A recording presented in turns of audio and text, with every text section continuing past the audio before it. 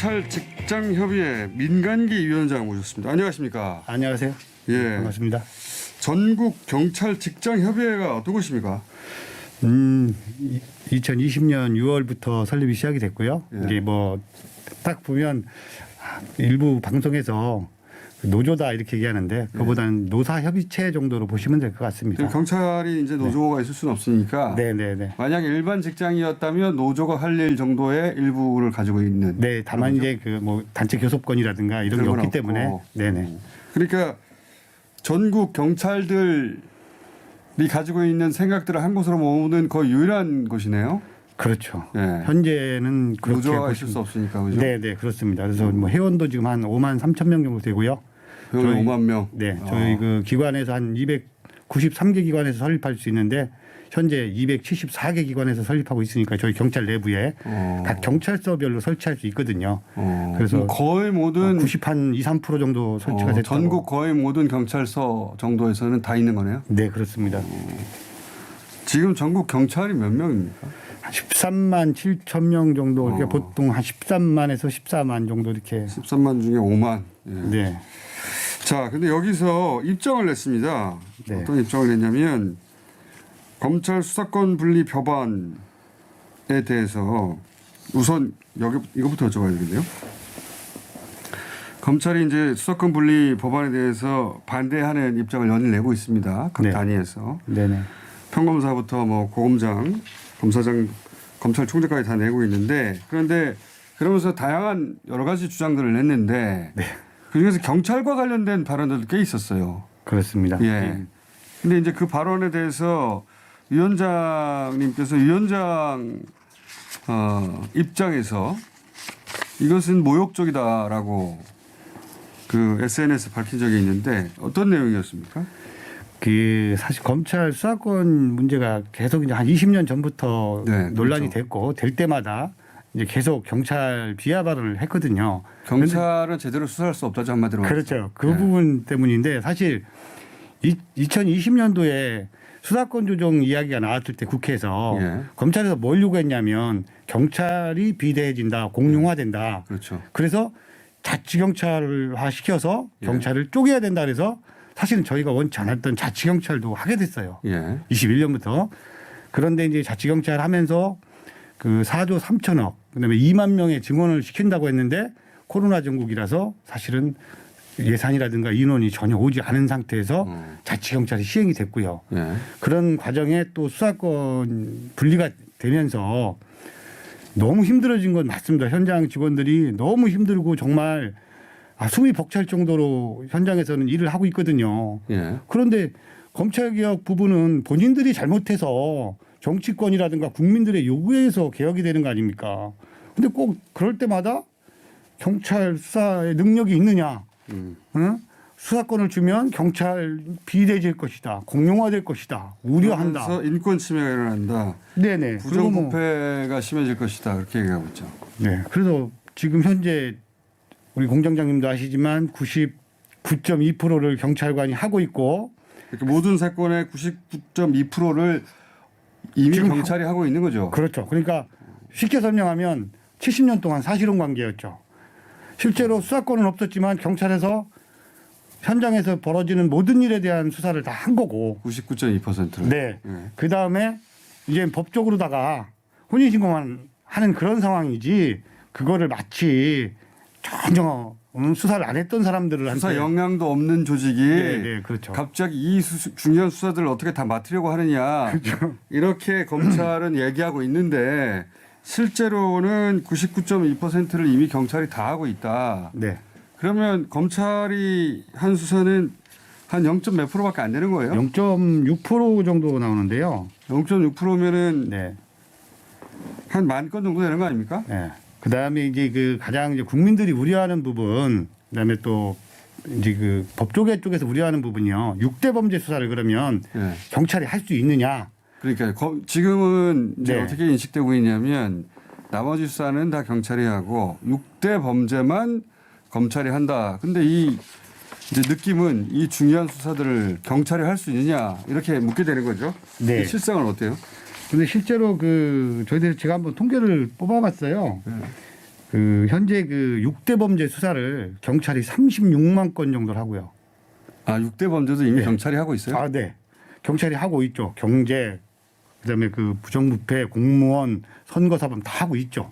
그래서 실제로는 36만 건 정도 하고 있고 검찰에서 2만 9천 건, 한 3만 건 정도 하고 있거든요. 그런데 작년에 수사권 조정 이후에 검찰은 1,700건 정도만 하고 있어요. 그 실제로 저희들이 한 12배 정도 6대 범죄 수사를 하고 있는 상황이에요. 이미. 네네네. 아, 그것도 6대 범죄도 경찰이 이미 다른 범종이라고 하죠. 네. 범종과 마찬가지로 90% 이상 하고 있었고. 네네. 이미. 그래서 수사 역량이 없거나 또는 뭐 하지 않았던 수사를 어떻게 할 수 있겠느냐. 그건 사실과 다르다. 네, 맞습니다. 전혀. 네. 그리고 검찰 개혁에 근데 검찰 쪽에서 주장하는 뉘앙스는 그런 건데 6대 범죄 같은 그런 중요한 범죄는 검찰만 할 수 있지 경찰은 못한다 이런 뉘앙스거든요. 그게 아니고 제가 봤을 때는요. 하고 싶은 사건을 해야 되는데 못하니까 그러는 것 같아요. 아, 하고 싶은 사건만 골라 해야 되는데 네. 왜냐하면 경찰이 지금 현재 150만 건 처리하고 있는데요. 10,000건 정도를 하면 그렇게 한번 설명을 한번 해드리고 있고 학생이 있는데 150만 건의 문제 중에서 제가 하고 싶은 사건 10,000건만 딱 추리는 거예요. 그래서 거기서 또 답을 적고 그거를 판사님한테 제출을 하고 또 여기서 답을 적었는데 오답인 것 같아요. 제출 안 하고 싶으면 안 하고 뭐 마음대로죠.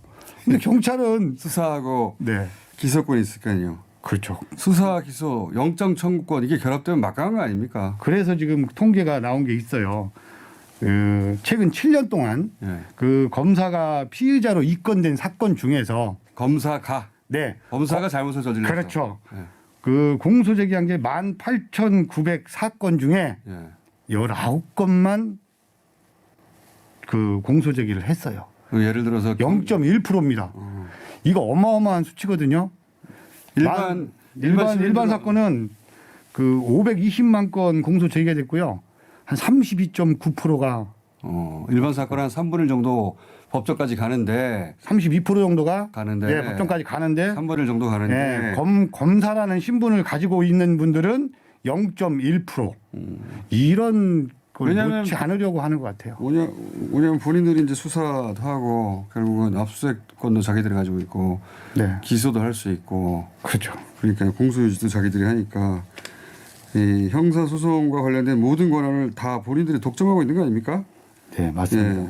그러다 보니까 여기서 이제 수사권이 빠지면 이가 빠지는 거죠.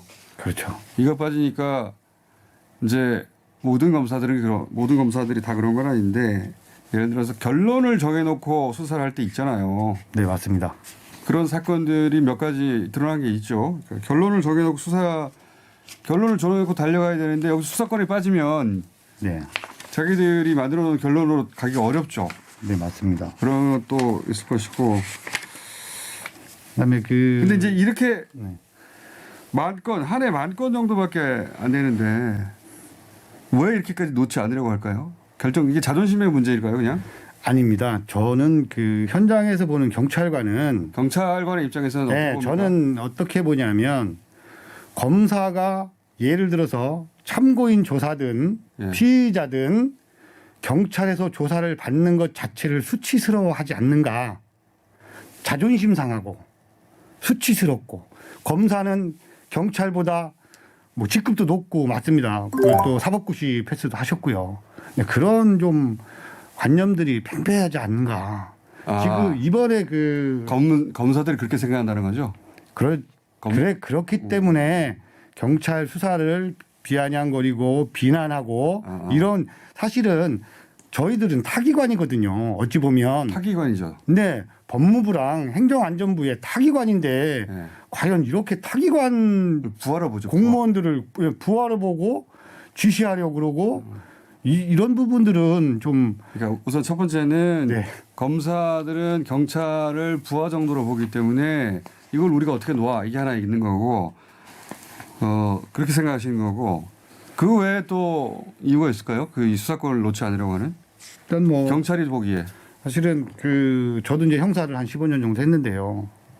피의자들이 오면 사실은 변호인 부분을 이야기를 하죠. 어떤 변호사가 더 좋을 것이냐. 예. 그러면 내가 문제를 제출하고 답안을 적어서 판사님한테 제출할 때까지의 그 관련된 사람한테 변호를 맡길 것인지 항상 그 현장에서는 그런 이야기들을 하지 않습니까? 판사 출신 변호사를 갈 것이냐, 검사 출신 변호사를 갈 것이냐.